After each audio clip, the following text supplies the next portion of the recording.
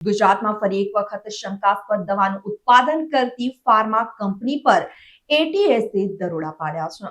ત્યારે પંચમહાલ જિલ્લાના કાલોલના વેજલપુર પાસે આવેલી એક એસન્સ ફાર્માસ્યુટિકલ પ્રાઇવેટ લિમિટેડના કંપનીમાં ગુજરાત એટીએસના દરોડા સામે આવ્યા છે.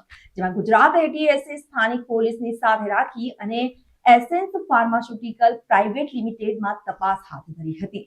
મોડી રાત સુધી એટીએસ અને સ્થાનિક પોલીસ એફએસએલની ટીમોએ તપાસ કરી છે અને એટીએસ કંપની દ્વારા બનાવવામાં આવેલી કેટલીક શંકાસ્પદ દવાઓના નમૂનાને બે અલગ અલગ બોક્સમાં મળ્યા હોવાનું પણ સામે આવી રહ્યું છે.